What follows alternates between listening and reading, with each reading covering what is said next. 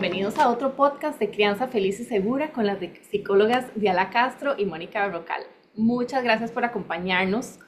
Hoy vamos a hablar de un tema muy importante, que es el tema de seguridad en línea, y más allá que solo el tema de seguridad en línea es cómo este tema es algo tan importante que tenemos que ver en este momento, y dos, reforzar por qué es tan importante hablar con los niños sobre este tema y hacer canales de comunicación, ¿verdad? Para que los chicos puedan decirnos cuando están pasando por estas situaciones y para nosotros como adultos también poder entender lo que realmente está pasando en todo este mundo de la niñez y la tecnología también.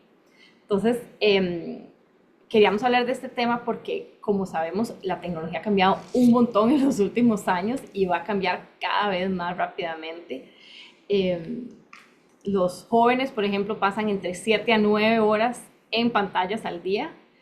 Entonces es un tema importante de poner atención porque al tener más tiempo en pantallas también están expuestos a otro montón de peligros que son diferentes, digamos, al mundo fuera de las pantallas.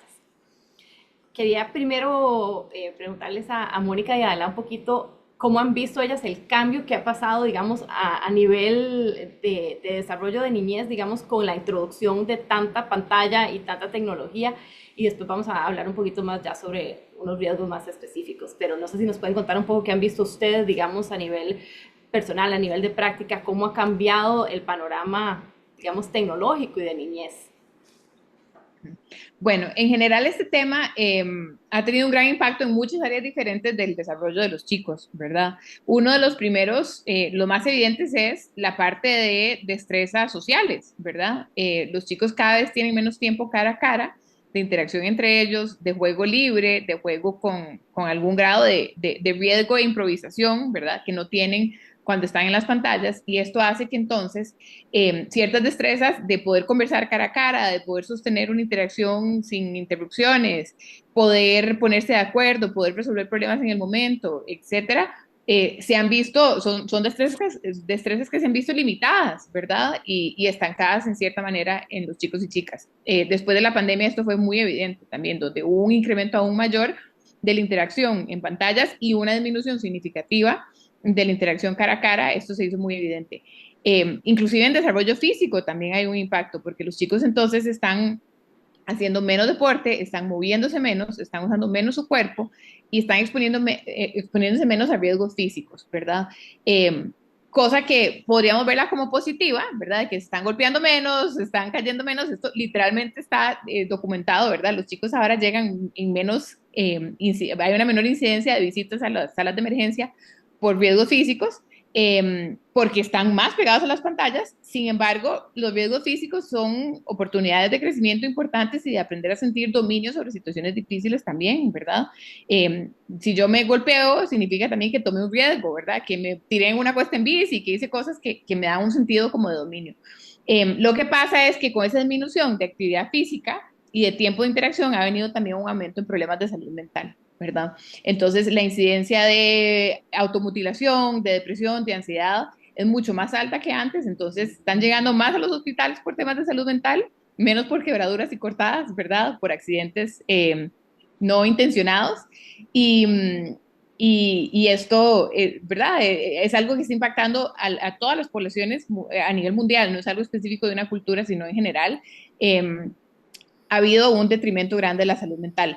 Por otro lado, también está el tema de que las pantallas han incrementado mucho el riesgo en términos de la seguridad de los chicos, ¿verdad? Están mucho más inseguros y desprotegidos y expuestos a peligros, que ahora vamos a hablar más en detalle, pero también es un factor de riesgo para estar en situaciones de peligro que antes no teníamos cuando no existían las pantallas. Es un nuevo espacio de interacción donde se pueden exponer a peligros muy grandes. Dentro de las consultas psicológicas, ¿verdad? Por los motivos que las familias asisten a terapia, hemos podido observar también cómo ha cambiado mucho el mundo de las interacciones entre los niños.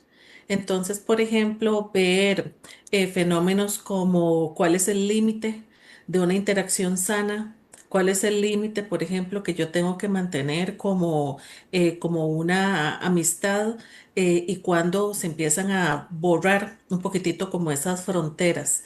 Yo veo a las niñas y a los niños muy confundidos sobre qué está bien y qué no está bien, qué comparto y qué no comparto, cómo me comunico en un chat, por ejemplo,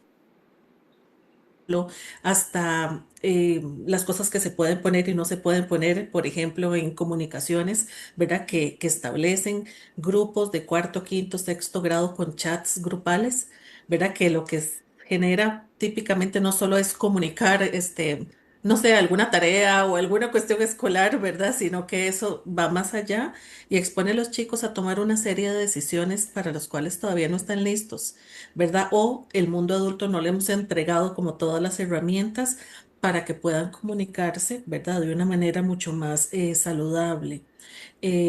Cuando, por ejemplo, hay conflictos entre personas menores de edad, como muchas veces usan las plataformas, ¿verdad? Para que ese conflicto se haga más intenso, como para publicar ese conflicto, como para generar bandos en torno a esos conflictos. También son fenómenos, digamos, son como las interacciones que se han observado y que tienden a generar un malestar significativo en los niños, una sensación a veces de vergüenza, de aislamiento o de que esto no me tiene que importar porque todo el mundo se conduce así, todo el mundo se comunica así, yo nada más tengo que aprender, ¿verdad? Como a navegar en esas formas de interacción que están resultando en un gran malestar interno que me genera gran confusión, no sé cómo manejarlo, pero como lo están haciendo y es parte del grupo, entonces yo, ¿verdad? No puedo mostrar como ese tipo de reacciones y los papás muy preocupados, ¿verdad? Sobre cómo hacer con este tipo de interacciones que se están, generando. Entonces,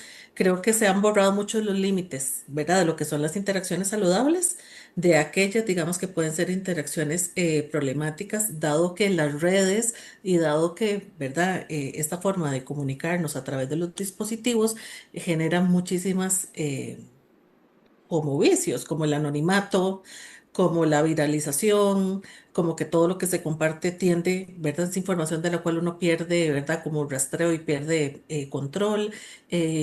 La distorsión de las imágenes, la distorsión de los mensajes y todas aquellas herramientas que da la inteligencia artificial o que da, digamos, Internet, utilizado de una manera inapropiada porque todavía no tienen las herramientas para poder gestionar este tipo de situaciones. Algo que me parece muy interesante lo que están mencionando es toda esta parte del impacto, dos cosas. Uno, el impacto que ha tenido en la parte emocional, ¿verdad? En la parte psicológica, que muchas veces es más difícil de detectar. Entonces eso es una cosa, ¿verdad? Cuando llega el chiquito con el codo raspado, como que es más fácil entender qué pasó, hablar al respecto, pero hay muchas de esas cosas que son invisibles, a menos que estemos poniendo mucha atención, que es lo que todo el mundo aquí está tratando de hacer, pero es mucho más invisible, más difícil de detectar. Y lo otro es lo que mencionan ustedes de borrar los límites, ¿verdad? Sabemos que el abuso pasa porque se borran límites. Y hay límites que son difíciles de identificar, ¿verdad? ¿A quién le doy un abrazo? ¿A quién no? ¿Con quién me siento seguro? ¿Con quién no? ¿Qué pasa de ser un comportamiento seguro a un comportamiento que ya se está pasando a algo que yo no me siento cómodo? Y las pantallas y toda la parte tecnológica como que dan ese reto adicional. Y además creo que con lo que están hablando ustedes, hace como, no sé, es como como dice en inglés, como el perfect storm, ¿verdad? Como para generar un espacio de vulnerabilidad para la niñez, porque cuando hay más temas de vulnerabilidad a nivel emocional, psicológico, los predadores nosotros sabemos que buscan específicamente a niños que ya están teniendo algún reto en sus vidas o algún reto a nivel familiar o un reto con sus amigos o un reto a nivel emocional, ¿verdad? Entonces, ellos no buscan nada más a cualquier chiquito, ellos buscan específicamente a chiquitos que ya están pasando por algún reto. Entonces, entre más crezcan como estos retos que a veces son más invisibles y más difíciles de ver, más están expuestos y vulnerables a que otros agentes con malas intenciones, ¿verdad?, lleguen a llenar un espacio y usen eso para después, ¿verdad?, hacerle obviamente daño a los niños. Entonces, ¿verdad? No sé ¿qué piensan ustedes como sobre ese reto que tenemos ahora de cómo detectar como este riesgo que es más invisible en los niños. ¿Cómo podemos darnos cuenta cuando algo está pasando? Creo que ahí hay dos temas importantes. El primer tema es que los temas de salud mental y los temas de, en realidad en general, de, ¿verdad? Como que pasan por la mente, son más difíciles de ver, inclusive para los papás, porque no son cosas que necesariamente tienen manifestaciones concretas en conductas. A veces sí, ¿verdad? A veces pues, ¿verdad? Que un niño que duerme menos, un adolescente que se rehúsa a comer, cosas así pueden ser manifestaciones de que algo está pasando a nivel emocional. Pero muchas veces, pues, no son cosas tan evidentes porque pasan al interno de la mente, ¿verdad? ¿Y qué es lo que pasa? Que además, si a esto estamos restando horas de interacción a nivel familiar, con los chicos, porque cada quien, incluidos los adultos, pasan pegados en las pantallas, muy ocupados, viendo el teléfono, menos conversaciones familiares, menos espacios sin teléfonos de por medio, pantallas de por medio. Entonces tenemos menos herramientas y menos oportunidades de poder detectar estas vulnerabilidades. Entonces, el hecho de que ahora nuestras interacciones estén tan mediadas por los teléfonos hace que sea aún más difícil detectar estas situaciones, ¿verdad?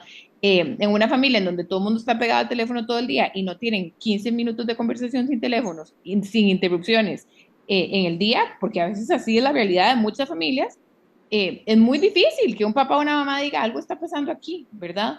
Más en un niño o niña que ha crecido acostumbrado a comunicarse por medio de un teléfono, ¿verdad? Donde las conversaciones no es algo que viene tan natural. Entonces esto lo dificulta más. Pero por otro lado también el mundo virtual en general es muy poco tangible, ¿verdad? Es un mundo que no podemos imaginar con la cabeza. O sea, yo me puedo imaginar un centro comercial, me puedo imaginar una escuela, me puedo imaginar una casa, puedo anticipar los riesgos más fácilmente en un espacio físico. Pero el mundo virtual, para empezar, es infinito.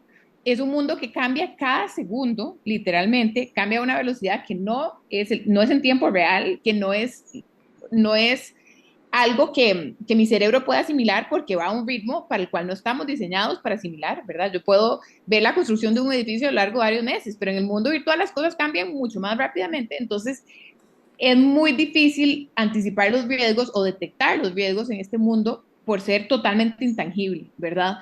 A veces creemos que el mundo físico es muy peligroso y efectivamente hay muchos riesgos en el mundo físico, o sea, pueden pasar cosas feas, eso está claro y las ha pasado a lo largo de toda la historia, ¿verdad? Eh, Sin embargo, el mundo virtual no es más seguro por estar ausente de riesgos físicos como tangibles, inmediatos, ¿verdad? Eh, es mucho más peligroso en el sentido de que no podemos ni siquiera tomar todas las previsiones necesarias para hacerlo seguro, ¿verdad? Como si lo podríamos hacer en el mundo físico mucho más fácilmente. Yo a veces le digo a los papás y mamás con los que trabajo, ustedes agarrarían a su hijo y lo dejarían en medio de una ciudad peligrosísima a una hora súper peligrosísima solo. Todos, por supuesto que me dicen que no, porque ahí podemos anticipar muchísimo cuáles son los riesgos. Pues en el mundo virtual, estar sin ninguna supervisión y estar totalmente abierto a que cualquier cosa pueda pasar es igual de peligroso o más peligroso que esa situación que acabo de decir de una ciudad desconocida o una ciudad peligrosa, ¿verdad? Es la misma cosa, a veces lo que pasa es que no podemos imaginarnos tanto los riesgos, entonces por eso a veces creemos o caemos en la trampa de creer que es más seguro. Cuando escuchamos situaciones y casos tan sonados como los que actualmente, ¿verdad?, están brindándonos a través de los medios de comunicación, necesitamos realmente comprender que la violencia es un problema estructural, histórico, de toda la historia de la humanidad, ¿verdad? La violencia sexual, redes de atrapamiento, personas que utilizan el Internet, por ejemplo, para cometer precisamente actos desde el anonimato, que tal vez no ofrece el mundo físico, ¿verdad? En el mundo físico, ¿verdad? Tangible, como lo dice Mónica, usted reconoce a la persona, ve a la persona, hay grabaciones. En el mundo digital esto se pierde, ¿verdad? O se puede disfrazar de cualquier cantidad de maneras. Entonces es importante que nosotros comprendamos que hay estructuras, hay personas, hay grupos que han sido y están establecidos para usar a la niñez, ¿verdad? Para atrapar a la niñez, que ese es el principio y fin de sus actos. Esto existe. Cuando salen estos casos podemos empezar a dimensionar lo grave que es, la cantidad de personas involucradas, ¿verdad? Las situaciones tan graves a las que llega, y por ende, ¿verdad? Nosotros necesitamos tener una cultura de conocimiento sobre el medio digital. Tenemos que ser críticos con respecto a lo que le estamos entregando a los niños, ¿verdad? Porque le estamos entregando un mundo que ni siquiera nosotros los adultos conocemos a profundidad, controlamos a profundidad y podemos predecir a profundidad versus personas que tienen estos objetivos de manera permanente. Entonces, toda esta violencia hacia la niñez, el Internet le ha dado toda una plataforma y utilizan las plataformas preferidas de los niños, donde más fácilmente los pueden atrapar, hacerse pasar por otras personas y generar una serie de contactos progresivos de una manera, ¿verdad? Mucho más libre incluso de lo que se podía hacer en físico o en persona o presencialmente como tal vez fue en otros momentos, ¿verdad? Ese es un punto tan importante. Yo creo que el pensar que tal vez los temas como de abuso, de agresión, de violencia hacia la niñez pasan como porque pasaron y no entender que son planeados. Y no es una sola persona, ¿verdad? Son organizaciones, como explicaba ahora de Alá, que están dedicadas a eso. O sea, por ejemplo, el tráfico de personas es un negocio de 150 billones de dólares. O sea, y el 28% de esos son niños.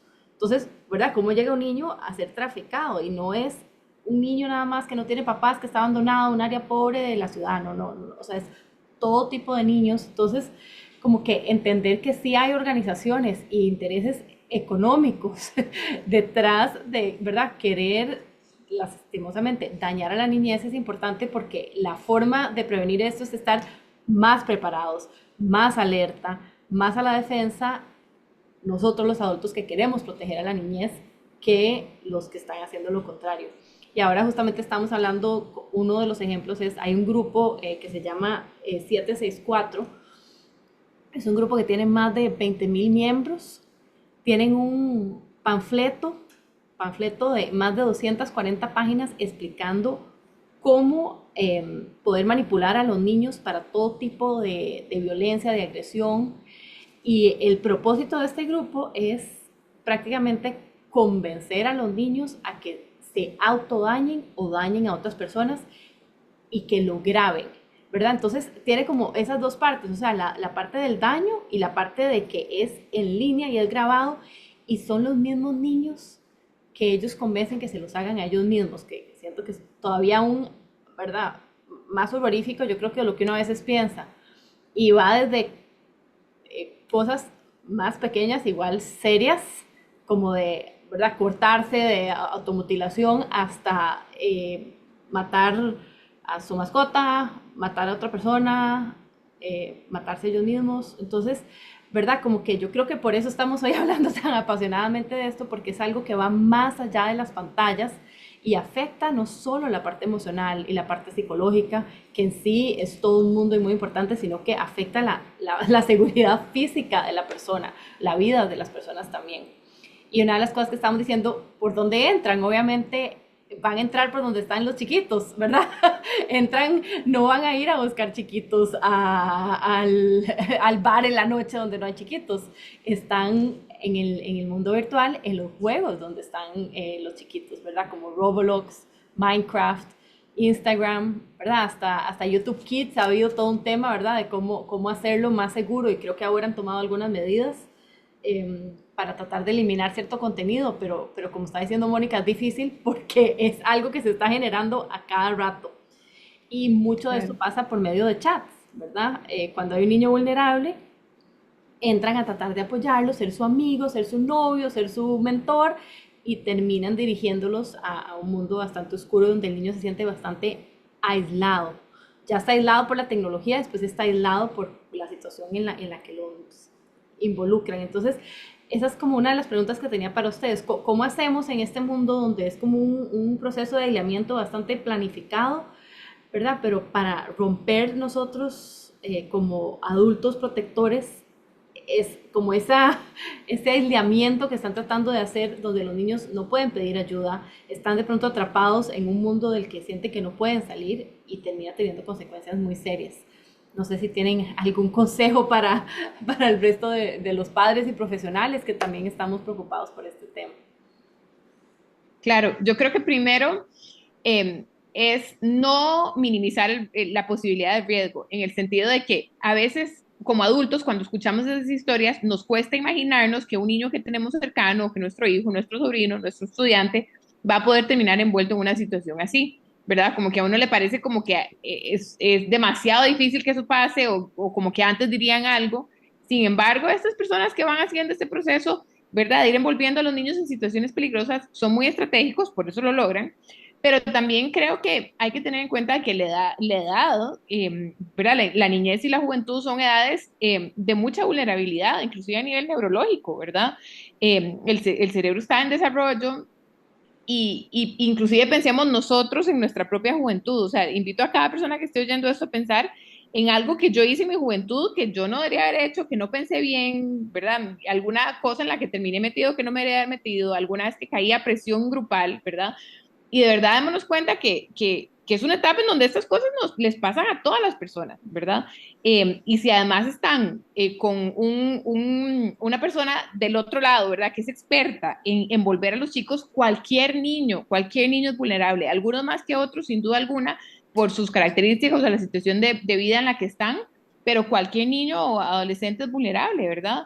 Piensen también, por ejemplo, en los adultos, que mucha gente dice, me estafaron por teléfono, me llamaron a ofrecerme no sé qué, y de un momento a otro donde me di cuenta ya les estaba dando mi tarjeta de crédito, me robaron un montón de plata, y la gente dice, yo nunca me imaginé que esto me iba a pasar y que yo iba a caer en esto, pero la gente cae, ¿verdad? Entonces, es lo mismo con los chicos y las chicas. Imagínense con menos conocimiento, menos experiencia de vida, con gente súper hábil del otro lado, cualquiera puede caer. Entonces, creo que hay que empezar por eso. Creo que también hay que ponerle límites a este mundo y no jugársela, ¿verdad? Hay ciertas cosas que los niños no deberían hacer, ciertas aplicaciones que no deberían usar, punto. No es 1 hora al día o 20 minutos o yo a la paro. Hay unas que simplemente nada más no se usan, ¿verdad? Y si esto implica que el niño va a llorar, patalear, enojarse, que se va a molestar, que va a sentirse que entonces no va a tener amigos, etcétera, pues son riesgos que vamos a tomar y decisiones difíciles que vamos a tomar para protegerlos, ¿verdad? La única alternativa para ser amigos no es el mundo virtual. La única manera de sentirse incluido no es haciendo cosas que son peligrosas para uno, ¿verdad? Entonces creo que toca asumir la tarea de buscar cómo superar esos retos sin abrir las puertas a cosas peligrosas, ¿verdad? Entonces creo que es importante también entender que hay cosas que nada más son blanco-negro o no, nada más no existe, ¿verdad? El acceso a estas situaciones. También creo que es importante educar a los chicos, educarnos nosotros, pero educar también a los chicos y chicas sobre por qué esto es peligroso, anticipar riesgos y poder tener también criterio, ¿verdad? De cómo desenvolverse en espacios nuevos, poder detectar cuando algo no es seguro, cuando algo está siendo sospechoso, ¿verdad? Esa parte que le hemos hablado mucho en otros episodios de enseñarles a ellos a detectar situaciones peligrosas. Y también creo yo que al final, y esto pues lo repetimos mucho, yo creo que lo hemos hablado mucho en los podcasts, pero creo que una de las mejores vacunas para prevenir la exposición a estas situaciones tan peligrosas es las buenas relaciones en la casa y en la familia, la buena comunicación, las interacciones familiares sin pantallas, que hayan espacios para poder compartir, para que podamos detectar vulnerabilidades en los chicos, para que podamos atender sus necesidades.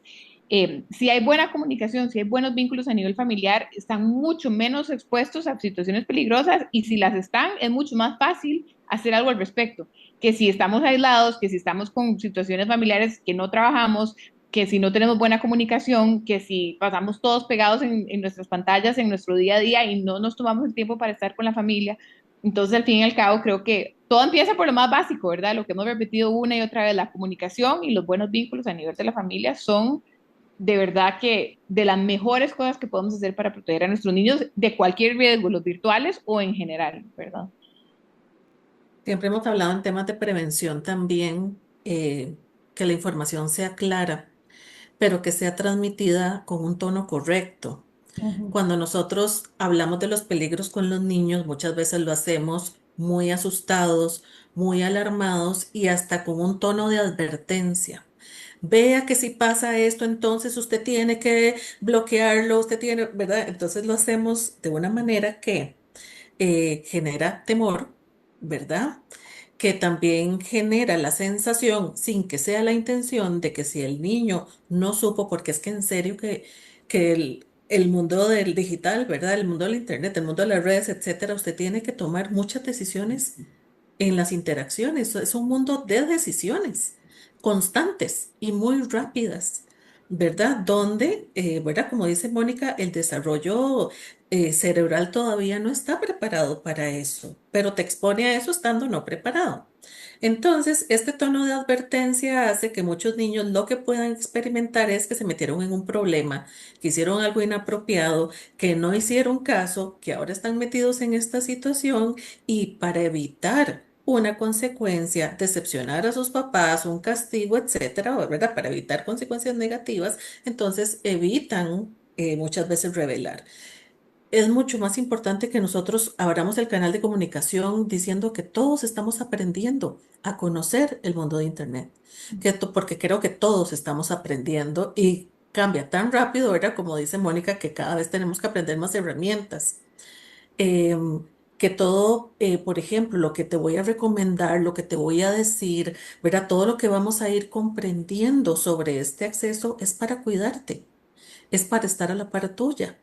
Nada de lo que pase va a ser tan grande que yo termine decepcionado de vos, ¿verdad? Que yo termine no apoyándote, no orientándote y no, ¿verdad? Cuidándote lo que vos necesites. Entonces, que abramos esta, ¿verdad? Como este gran mito de que no se pueden cometer errores porque se pueden cometer y se van a cometer errores, igual que los adultos cometemos errores en el uso precisamente, ¿verdad? De todas las redes, por ejemplo.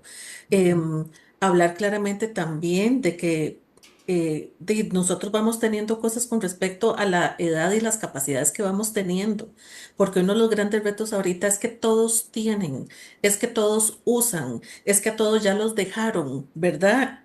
Lo cual uno hay que ver si es cierto, ¿verdad? Porque típicamente es la explicación que dan los niños, ¿verdad? Pero sí es muy frecuente.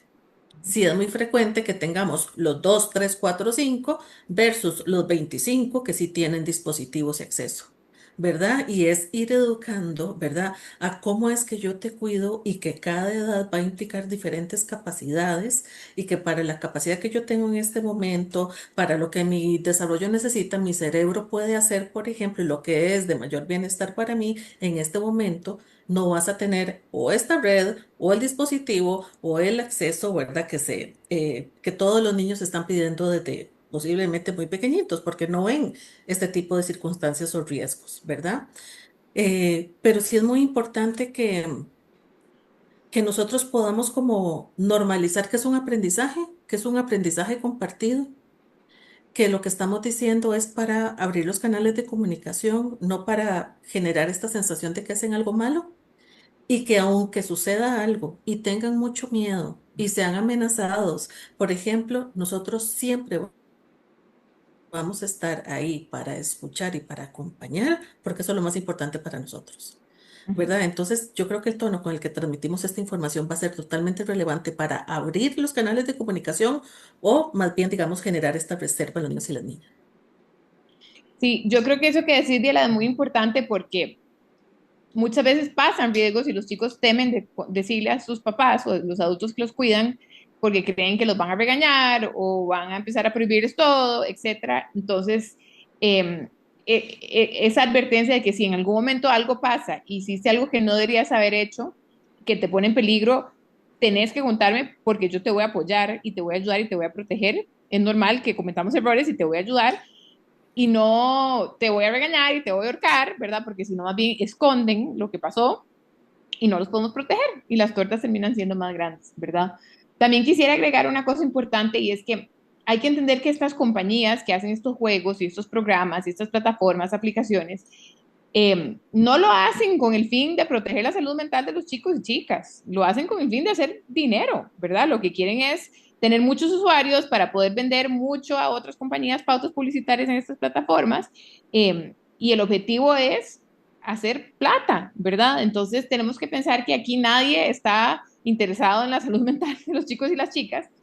Muchas veces disfrazan estas cosas como aptas para ellos o ellas. Entonces, por ejemplo, que algo se llame algo kids no significa que ya automáticamente es seguro para los chicos y chicas, sino que es una estrategia más para capturar un público, ¿verdad? Pero los riesgos existen igual, ¿verdad? Entonces creo que eso es importante, como entender que estas plataformas no son nuestros aliados, ni están ahí en pro de la niñez y la adolescencia. Ellos tienen intereses válidos, ¿verdad? De querer ellos sobrevivir y hacer su plata, ¿verdad? Lo que pasa es que tenemos que escoger si lo van a hacer a costa de nuestros hijos o no, ¿verdad? Qué importante que nos escuchen modelando, ¿verdad? Dando el ejemplo. Uh -huh. Mira, yo pienso que esto mejor no lo voy a compartir por tal razón. Ujú. Vos sabés que existe la huella digital. Vos sabés que uno va creando una identidad en las redes o en internet y hablar sobre eso. Y que yo voy a escoger que, digamos, comparto o no comparto como mi información, por ejemplo, en esta, ¿verdad? En esta huella digital. Poder dar modelajes, por ejemplo, sobre dejar el dispositivo. ¿Verdad? O sea, realmente muchos de los chicos lo que están es copiando lo que ven en el mundo de los adultos, o también tenemos población adulta que no está como problematizando cómo usa las redes, cómo usa los dispositivos y a los mismos riesgos a los que se expone o expone a los niños. ¿Verdad? Entonces todo esto empieza por una educación hacia los mismos adultos, como en todos los temas, ¿verdad? Que hemos mencionado, porque eso nos va a permitir que los niños observando, comprendiendo, viéndolo de una manera no amenazante, sino como la misma manera en que mis papás se protegen y me protegen, va a ser como una línea más continua.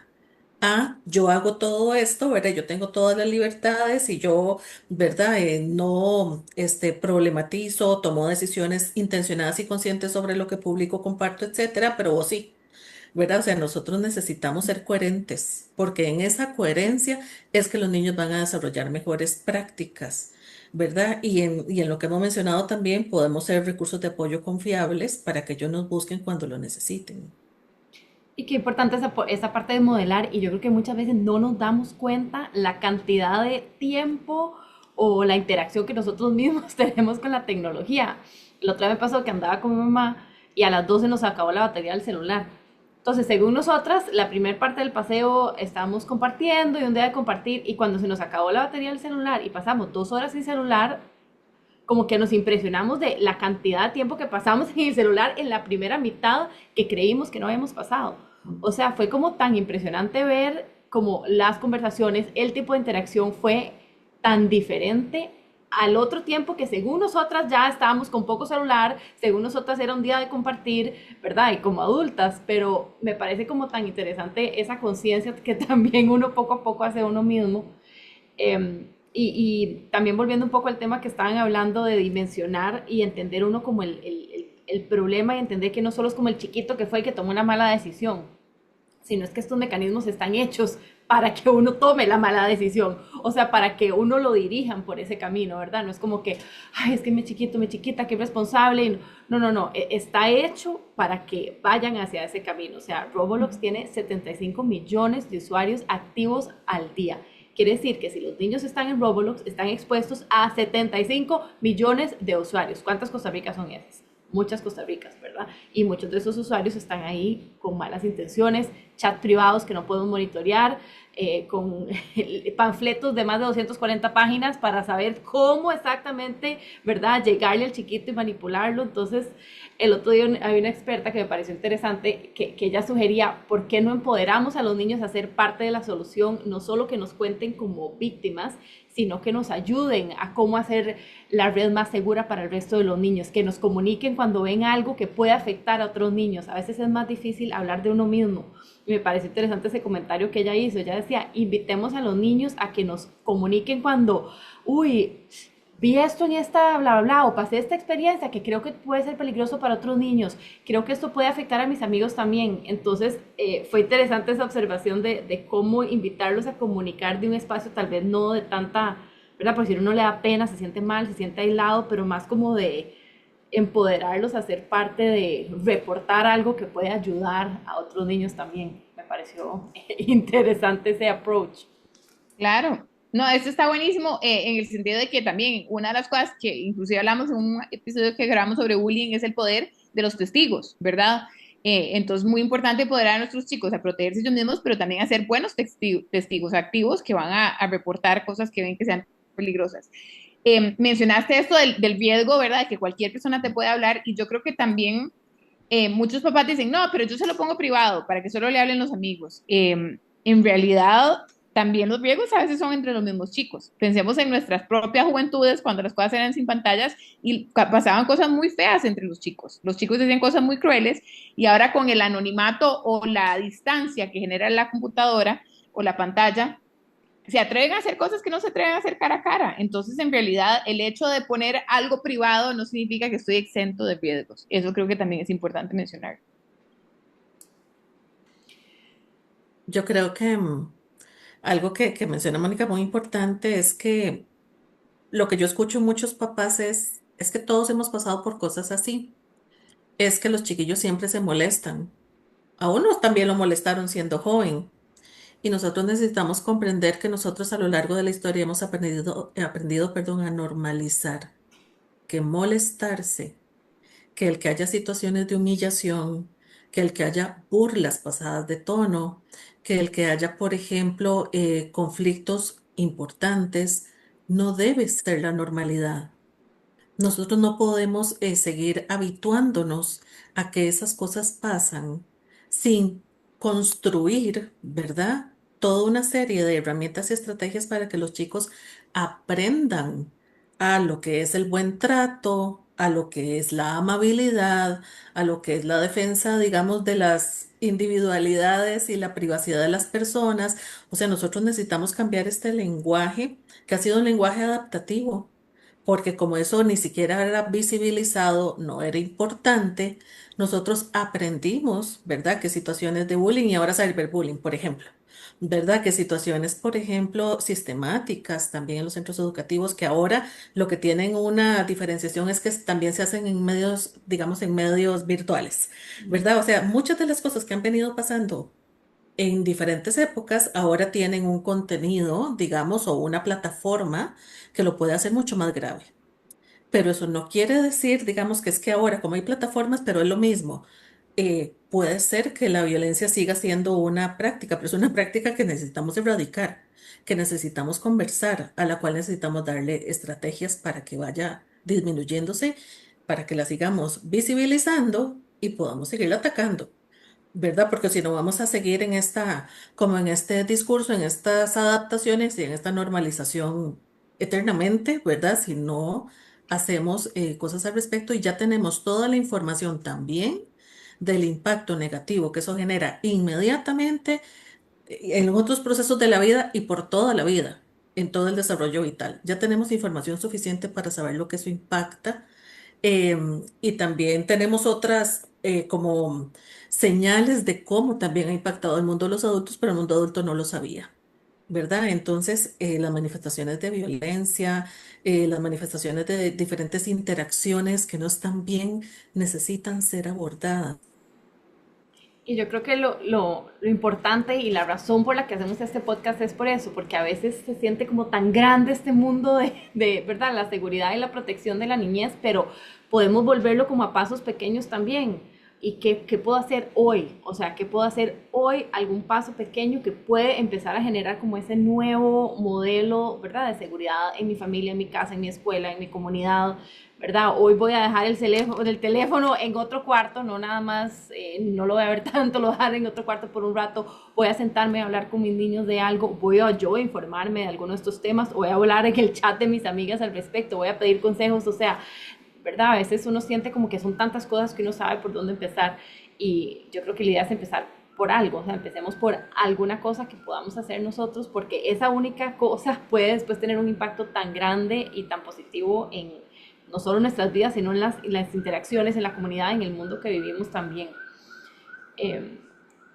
Entonces, yo creo que creo que por eso estamos tan apasionadas hoy hablando de este tema, porque vemos esto creciendo con el mundo tecnología, ahora con la inteligencia artificial, imagínense, ¿verdad? Cómo se va a usar también inteligencia artificial de las mismas formas, como se están usando ahora otros tipos de tecnología, pero nosotros también tenemos el poder, por medio de desarrollar relaciones sanas, de confianza, de empoderamiento, a generar como esas barreras de seguridad para la niñez y para nosotros también, porque yo creo que todos lo necesitamos.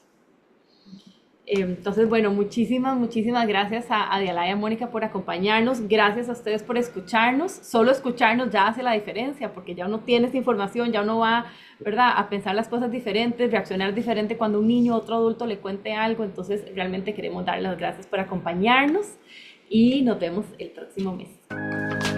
Gracias. Gracias.